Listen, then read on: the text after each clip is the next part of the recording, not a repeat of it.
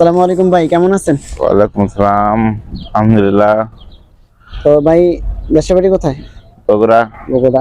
নামটা যদি একটু বলতেন। নাম ফারদিন খন্দকার। ফারদিন ভাই না? জি। তো ফারদিন ভাই, কতদিন আসছেন সৌদি আরবে? এই তো 7 মাস চলতেছে। কিরকম লাগে সৌদি আরব?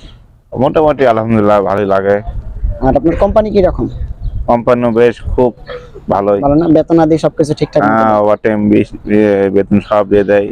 আচ্ছা, কোনো সমস্যা নেই। না না, আচ্ছা, তো ভাইয়ের ঈদ কিরকম কাটলো? খুব আন্তরিক অভিনন্দন কাটাচ্ছি।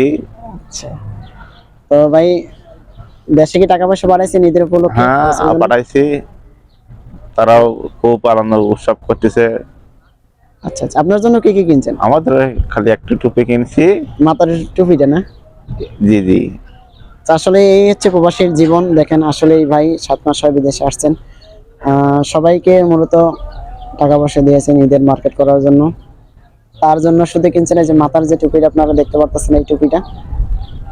আসলে সবার মুখে হাসি ফোটাইতে গেলে নিজের মুখে আর হাসি থাকে না। সবাই ভাইয়ের জন্য বেশি বেশি দোয়া করবেন। ভাই, আপনার কোম্পানিতে সুযোগ সুবিধা কিরকম?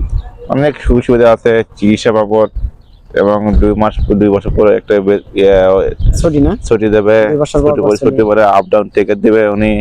অনেক মাল সবাই কিনে দেবে। এই কি আচ্ছা, আপনারা আচ্ছা। যদি যাইতে চান যাবেন, না যাবে আপনারা টাকা দিয়ে আর দিবে থাকা কোম্পানি। খাওয়া কি নিজের না কোম্পানির? টাকা খাওয়া সব কোম্পানি সব। বহন করবে। আচ্ছা আচ্ছা আচ্ছা। কোনো অসুখ বিসুখ হইলে সবকিছু কোম্পানি? সব কোম্পানি বহন করবে। আচ্ছা আচ্ছা। তো সব মিলে ভালোই আছেন না? হ্যাঁ আর আলহামদুলিল্লাহ। যদি কেউ বাংলাদেশ থেকে সৌদি আরবে আসতে চায় তাহলে কি বলবেন? আসা ভালো নাকি অন্য রাষ্ট্রে যাওয়া ভালো? রাস্তায় খুব অত্যাধিক ভালো। এখানে আসা উদ্দেশ্য হলো যে গরিব মানুষ আমরা যে উমরা করাটা আচ্ছা। অল্প খরচে আমরা উমরা করতে পারি। এটা হচ্ছে লাখ লাখ সুবিধা আল্লাহ কাছে। এটা চমৎকার একটা কথা বলছেন যে আসলে আমাদের পক্ষে 2 লাখ 3 লাখ টাকা খরচ করে আসলে আসা সম্ভব না। জি জি। আল্লাহ তাআলার এই কাজের ওসিলা করে উমরাটা করা যায়, রাসূল রওজা জিয়ারত করা যায়, আলহামদুলিল্লাহ অনেক ভালো। তো আপনি কি একবার উমরা করতে পারছেন 7 মাসে? একটু মদন আছে সমস্যার মধ্যে আছেন আর কি। সামনে সমস্যা পরে পরে যাব ইনশাআল্লাহ। দোয়া করি যেন খুব দ্রুত করতে পারেন। আসলে যারা সৌদি আরবে আসবে তাদেরকে কি দেখাগুলো দরকার? কোন কোন জিনিসগুলা? একটা নাম্বার হলো যে মক্কা মদিনা, এটা হলো যে আসলে 1 নাম্বার দেখা উদ্দেশ্য আসা সবারই।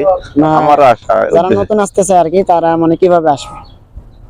তারা এখন কফিলের মাধ্যমে কিংবা এমআইসির আপনি মাধ্যমে। কিভাবে আসছেন সৌদি আরব? মানে আমি আমার এই কোম্পানি আমার লোক আছে, তিনি এখন কোম্পানি। বহন লিয়াইছে।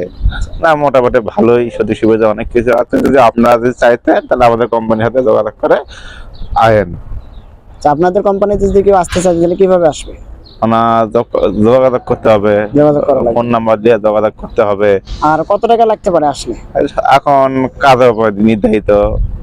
সবার কাজেতে এক বেতন না, এক সমান না। এখন কাজের উপর নির্ধারিত করবে। এখন তো মানুষ নাই বাংলাদেশে, মানুষ এখন ডাকাত।